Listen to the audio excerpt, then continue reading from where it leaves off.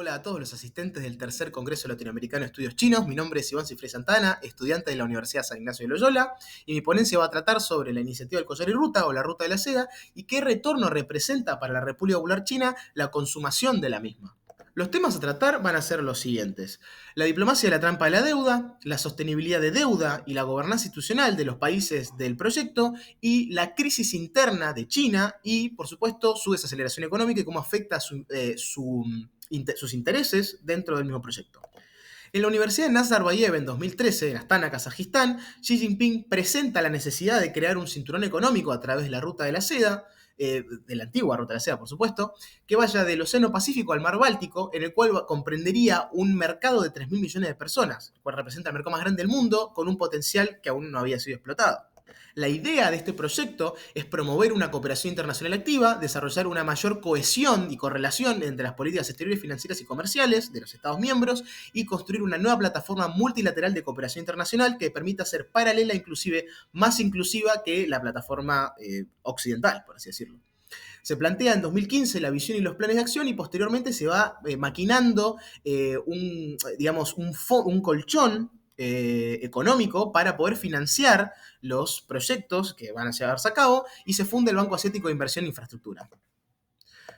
El entramado terrestre está dividido en un sistema de 6 corredores, en el cual van a través de todo lo que es Eurasia desde China, y el componente marítimo, que es el collar de perlas chino, y por eso es por este medio que la ruta conecta con diversos puertos estratégicos del sudeste asiático, o en el mar meridional chino, y del África. En el caso del África, 53 de 54 países africanos forman parte de la ruta, es decir, que la presencia de China incrementó exponencialmente. Estos representan un tercio de la totalidad de los países miembros, y entre estos destacan Sudáfrica, Angola y Kenia por ser los principales deudores y sobre todo por ser puntos estratégicos del componente marítimo. En el caso de América Latina, el 63% de todos los países ya han realizado contrataciones de proyectos relacionados a la iniciativa china, y el proyecto más destacable es el puerto de Chancay, que permite reducir los tiempos en los cuales los buques cargueros llegan a este continente entre 35 y 40 días hasta tan solo 23. El enfoque de la ruta está destinado mayoritariamente a la mejora de infraestructura y logística de los mismos entramados, y se destina a proyectos relacionados al desarrollo de los países miembros. De hecho, en el caso de los bancos del Import-Export Bank of China y el China Development Bank, ya han emitido préstamos ascendientes a 498 mil millones de dólares. Ahora sí, han habido dos grandes acontecimientos que impactaron el desarrollo de la Ruta de la Seda: la pandemia y la guerra ruso-ucraniana. Si bien para China no fue tan, para la economía china no fue tan perjudicial como para el resto del mundo, ya que fue la única economía que no entró en déficit durante el 2020, para el resto de las economías, bueno, el resto del mundo y el resto de las economías de la ruta fue pésimo, ya que la brecha entre estas economías pertenecientes al proyecto se masificó. Se produjeron retrasos millonarios en proyectos de la infraestructura, y la recesión post-COVID-19 fue mayor que la de 2008 e inclusive la de la Gran Depresión, ya que hubo una pérdida acumulativa del PIB global estimada a 9 billones de dólares. En muchos puntos estratégicos de la ruta, como Camboya, Nigeria, Indonesia, Bangladesh, Tailandia y Kuwait, hubo una paralización total de los proyectos de infraestructura. Al margen de lo aumentado, con el tema de la guerra ruso-ucraniana, hubo una disminución drástica del financiamiento ruso, ya que a partir de inicios de 2022 no hubo una sola actividad económica presente en Rusia relacionada con la ruta, a pesar de haber sido el mayor beneficiario en términos de inversión relacionada al proyecto en 2020, porque los cuales acumularon una suma total de 287 mil millones de dólares, es decir, se pasó de 287 mil millones de dólares a la paralización total del financiamiento. Por otro lado, la cooperación entre Rusia y China en relación a la Ruta de la Seda se paralizó. Hubo una escalada exponencial en las tensiones del sistema internacional, se erigieron trabas al libre comercio por las mismas restricciones y se obstaculizó el establecimiento de cadenas de valor globales, y a la vez se acrecentó la crisis de inseguridad energética que ya se venía gestando años atrás. Si bien la pandemia desaceleró el desarrollo de la ruta y la guerra ruso-ucraniana terminó por retrasar la conclusión de cualquier proyecto a corto plazo en Eurasia, no son estos los principales obstáculos en el camino a la conformación de la misma. En términos nominales, la trampa de la deuda es un fenómeno que se presenta cuando la entidad prestataria debe endeudarse consecutivamente para pagar las deudas anteriores, cayendo en una espiral de endeudamiento del proceso. En Argentina conocemos muy bien ese fenómeno, pero en el caso de la diplomacia trampa de deuda, principalmente acuñado por Brahma Chelani en 2017, viene a hablar a lo que es la influencia digamos, de las relaciones, digamos, de la deuda en las relaciones diplomáticas entre los Estados miembros de la ruta y la República Popular China debido al endeudamiento excesivo de los prestatarios. Y según Chelani, digamos, este concepto se refiere a casos similares por el motivo que se considera una acción premeditada de parte del Estado chino para obtener réditos similares a futuro, es decir, la soberanía de un puerto en alta mar en el caso de Sri Lanka, que lo vamos a ver más adelante, el puerto de Hambantota. Según Ameyo Broby, esto refiere a los préstamos multimillonarios otorgados por el Estado y empresas chinas a países con severas vulnerabilidades financieras, es decir, cuya cesación justamente del pago de la deuda soberana se encuentra fuera de sus posibilidades en pro de obtener beneficios como el caso del puerto, la cesión a 99 años. Ya lo veremos más adelante. El caso del puerto de Hambantota. El China Import-Export Bank, digamos, ofreció un préstamo de 307 millones de dólares con una tasa fija de interés anual de 6,3% en 2007. Posteriormente, aun cuando no se le había recomendado por los inversores y los asesores, el Estado ceilandés de Sri Lanka pidió otro préstamo de 757 millones para iniciar la fase 2 de la construcción del puerto. Al final, solo se obtuvieron un total de 5 préstamos para, digamos, poder financiar el puerto de Hambantota, el cual, bueno, todos sabemos cómo terminó, en una crisis de cesación de pagos de parte de Sri Lanka. Se dio una cesión de 99 años de uso portuario libre a la República Popular China, el 70% de las acciones, a cambio de 1.2 mil millones de dólares de alivio de deuda. Esto provocó que el vicepresidente de Estados Unidos, en el momento, Michael Pence, denotara cierta preocupación. Esta preocupación fue acerca del poderío chino en aras de aumento exponencial, principalmente a costa de la trampa de la deuda en la ruta de la seda. Sin embargo, con lo dicho anteriormente, respecto a la fase 2 no recomendada, a los préstamos, a los múltiples préstamos multimillonarios hechos a justamente Sri Lanka, nos hace pensar lo siguiente. ¿Realmente la desestabilización de Sri Lanka fue debido a los créditos chinos? Y aquí tengo la respuesta. Tan solo el 9,2% de la deuda extranjera estaba conformada por créditos chinos. En el caso del Export-Import Bank of China, solo le corresponde el 6,34% del endeudamiento total de Sri Lanka con bancos internacionales. En la materia, hay diversas tesis y antítesis en el campo académico y mediático acerca de si China realmente emitió deuda insostenible a países miembros de la ruta para obtener un rédito o si simplemente es culpa de la malversación de los prestatarios.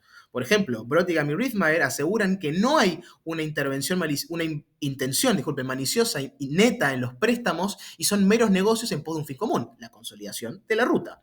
Lo mismo asegura Clark, la malversación de los presupuestos del proyecto de infraestructura afecta tanto a China como a los deudores, es decir, el gigante asiático estaba a la expectativa de la finalización de los mismos para conformar el proyecto a tiempo de diseño de su concepción, diseño 10 años, 2023, el año pasado, así que se precipitaron a firmar los contratos sin el planeamiento y procedimientos adecuados. En el caso de Southman y Hiron, plantean que justamente este planeamiento de la construcción del puerto no fue una trampa de premeditada, porque existen registros desde principios del siglo XX acerca de la construcción de un puerto en la región, Sri Lanka, y que la cesión por 99 años no obstruye justamente la soberanía del país isleño, ya que está en total potestad de renegociar o revocar los derechos si el puerto es utilizado con fines más allá de los comerciales. Por otro lado, China suspendió las deudas a 23 países en riesgo de default, equivalentes a 1.3 millones de dólares, así como, 1.353 millones de dólares, disculpen, así como ha otorgado bajo el marco del G20 alivio de deuda o debt relief a países relacionados a la ruta.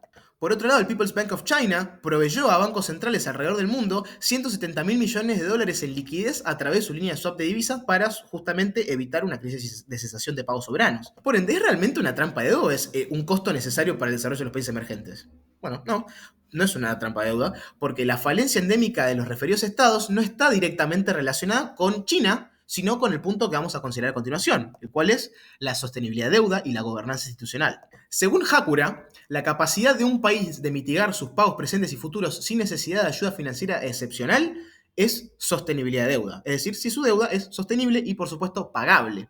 Y por el otro lado, según De León, la gobernanza institucional es la pensada y liberada definición de un conjunto de principios, estándares y prácticas de buen gobierno que coloquen al ciudadano en el centro de su gestión, donde el ingrediente principal es el compromiso de la máxima autoridad de dirigir acorde a la razón de ser de su organización, cumpliendo así su fin social.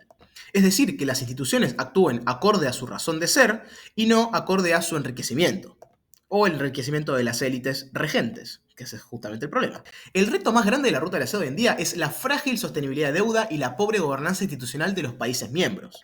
Esto es grave, porque, digamos, es un proyecto multimillonario, es un extenso proyecto con una creciente demanda de financiamiento y la corrupción institucional puede decantar en que las obras destinadas a la iniciativa se realicen pobremente, la infraestructura sea deficiente y todo el resto del capital, bueno, simplemente desaparezca, como es el caso de Kenia.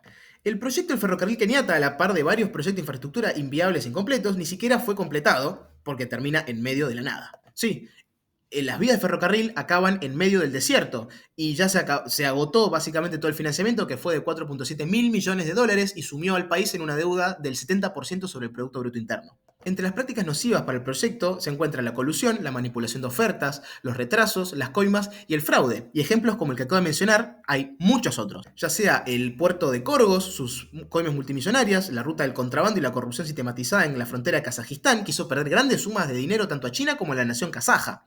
O el caso de Venezuela, que fue el país que recibió 60 mil millones de dólares en préstamos para ser el primer país con el tren bala en Sudamérica, y que no solo no fue realizado, sino que a duras penas puede pagar esta deuda con petróleo pobremente refinado. Es decir, que acá hay un grave problema con la transparencia. De hecho, en un estudio relacionado por Transparency International, se encontró que las empresas chinas se encuentran entre las 20 menos transparentes, sin siquiera alcanzar la media o superar el cuarto inferior, que es 2.5 sobre 10, de los índices de transparencia. Entre las anteriormente mencionadas se encuentra COSCO, la empresa china presente en todos los puertos de la ruta de la seda, y su estudio resultó en una calificación de 1.2 sobre 10, sin presentar datos sobre reportes país a país y de transparencia organizacional. Según Gracefo, USAID confirmó un estimado de 385 mil millones de dólares de deuda China, que no aparecen en papel debido a la opacidad de los préstamos, es decir, no hay transparencia. Entre las principales razones por las cuales los proyectos han fracasado, sean por, fallas, falta de financiamiento, fallas en la infraestructura construida, preocupaciones acerca de la sostenibilidad de deuda de los países donde eran destinados dichos proyectos y, por supuesto, la corrupción sistemática de las instituciones que los forman. ¿Y a qué se debe esta falta de transparencia? Bueno, en el año 2017 el Consejo de Estado abolió el mecanismo de aprobación de contratos, el cual los procesos y filtros que pasan para firmar un contrato, en pos de firmar la mayor cantidad de ellos posible e incrementar sus números. ¿Y por qué querían incrementar sus números tan rápido? Bueno, esto es debido a que se empezaba a coser lo que serían competencias de la ruta de la seda. Tenemos entre estos ejemplos, la más antigua, podría decirse, la estrategia de conectividad EU-Asia, o Unión Europea y Asia, la cual buscaba establecer redes y corredores terrestres, aéreos, ferroviarios, marítimos y fluviales, justamente para contrarrestar a la ruta y una accesibilidad eficiente entre las economías eurasiáticas. Es decir, querían hacer lo mismo, solo que llegaron muy tarde. 5 años atrás, Xi Jinping ya había empezado a plantear esto en Kazajistán. Por otro lado, tenemos la Global Gateway Strategy. Esta costó alrededor de 300 mil dólares y tuvo una visión más globalista, acatando puntos en los que la ruta flaqueaba, como la transparencia, valores democráticos y, por supuesto, la sostenibilidad ambiental. Por otro lado, la más antigua que podríamos decirse es la Free Open Indo-Pacific, que, fue planteada por un brigadier indio, en el cual se plantea un cuadrilátero de poder geopolítico, es decir, un balance de poder entre Japón y China. Finalmente, tenemos el IMEC, o el India Middle East Europe Economic Corridor, que salió en 2023. Podría decirse, ¿no? Porque después tenemos el corredor del Lobito. El IMEC se compone por 2 corredores que conectan la India, Medio Oriente y Europa, y su función justamente es la reducción de los costes mercantiles, reafirmar cadenas de valor regionales, etc. Muy similar, de nuevo, a la ruta de la seda. Sin embargo, el IMEC tuvo muchas desventajas. El IMEC solo cubría 20 países apenas, cuando la ruta cubre 151. Además, el IMEC solo apenas se encuentra en una fase contractual, mientras la ruta de la seda, estando presente desde alrededor de 2013, ya ha firmado varios memorandos de entendimiento, razón por la cual esto termina por obstaculizar la participación de los países antes mencionados: India, los países de Medio Oriente y Europa. De acá nace el corredor del Lobito, cuya finalidad es conectar Angola y Tanzania para justamente evitar cruzar por el mar del sur de África y poder hacer, una incisión a través de el África subsahariana y poder, abaratar costos. Consta de un corredor de 1.300 kilómetros de ferrocarril para que llegue a las fronteras de Zambia y la República del Congo, donde el 80% de las minas de cobre son chinas, es decir, busca hacer un contrapeso geopolítico. Sin embargo, con estas competencias y todas estas pérdidas ingentes de dinero debido a la sostenibilidad de deuda, ¿por qué le resultaría rentable a China? Bueno, esto es debido a su crisis interna y su desaceleración económica. Pero ¿cuál es la relación realmente? Porque de hecho, la República Popular China ha perdido ingentes cantidades de dinero en términos de renegociación de deuda y crédito de salvataje. Ha gastado 240 mil millones de dólares en rescate de deuda entre 2008 y 2021, sin contar que el 80% de la mentada cifra solamente comprende entre 2016 y 2021. Esto se debe a que China necesita aumentar su consumo, aplacar la burbuja inmobiliaria y aplacar su exceso de oferta de productos. La disminución del consumo y la inversión se ven a la falta de incentivos otorgados durante la política de COVID-0 del Estado chino durante los primeros 3 años de pandemia, no la pandemia en sí. El problema con el consumo, el individuo chino, el chino de a pie, no recibe incentivos para consumir dentro del país y en contraparte la mayoría de hogares prefiere ahorrar. De hecho, el estimado total del capital ahorrado en conjunto por núcleos familiares chinos es de 4.8 mil millones de dólares desde el inicio de la pandemia. Es decir, que China debe sacrificar su crecimiento planificado para devolver un balance a su economía. Es a través también del mismo turismo o la migración de extranjeros o de laborantes competentes dentro hacia la misma China, permite aplacar las irregularidades demográficas, la inmigración afecta a la inversión y el consumo internos, y por supuesto estos mismos productos pueden ser consumidos por los mismos inmigrantes laborantes o inclusive exportar estos mismos productos a distintos países de la ruta. Además es altamente rentable para China. La ruta tiene un valor geopolítico incalculable. En materia de tierras raras y minerales necesarios para la producción de nuevas tecnologías, níquel, cobalto, tantalio, litio, grafito, entre otros, son cada vez más demandados, como hemos mencionado anteriormente, China posee el 58% de las mismas reservas de todo el planeta, sobre todo en el África. Por otro lado, 151 países de los 193 países alrededor del mundo están dentro de la ruta, y le permite a China, por supuesto, crear una proyección de su política exterior. En pocas palabras, la ruta es un medio por el cual de China puede suplir sus necesidades demográficas y las problemáticas que le conllevan, a pesar de unos costos excesivos que puede acarrear la iniciativa. No solo es un medio por el cual China puede combatir su crisis interna, sino que además es un medio de proyección de política externa y una cadena de valor global que brinda ventaja geopolítica y económica a China con respecto al hemisferio occidental. Con respecto a la trampa de la deuda es una ambigüedad si dicha deuda se emite con intenciones maliciosas o no. Medir la mental intención en términos visibles es considerablemente complejo. Además, sería poco conducente adjudicar la influencia de la misma teniendo en cuenta que es considerablemente mayor la incidencia de la insostenibilidad de deuda, la frágil gobernanza y el rentismo de las instituciones sobre la crisis de cesión de pagos de ciertos países, como Sri Lanka, el caso de la cesión del puerto de Hambantota o del ferrocarril de Kenia. Respecto a la competitividad de los corredores, no poseen la trayectoria que la ruta mantuvo los últimos 11 años. La última ya se encuentra realizando actividades y obras de infraestructura en los países miembros, mientras que los primeros apenas transcurren la etapa contractual o administrativa. Finalmente, la ruta sí es viable para China, a pesar de los enormes costos de construcción de infraestructura y los multimillonarios créditos de salvataje de Debt Relief. Esto se debe a que la misma es una herramienta con dos funciones principales: aminorar la crisis interna de China a relacionar el consumo, el desempleo, la falta de inversión y la burbuja inmobiliaria y expandir su influencia política. Expandirla sobre todo más allá de su plataforma continental. Esto es por medio de cadenas de valor globales, contratos de prestación de servicios y memorandos de entendimiento, en pos de conseguir justamente una ventaja considerable en materia energética y minera. Muchas gracias por su atención. Mi nombre es Iván Cifre Santana y muchas gracias por escucharme.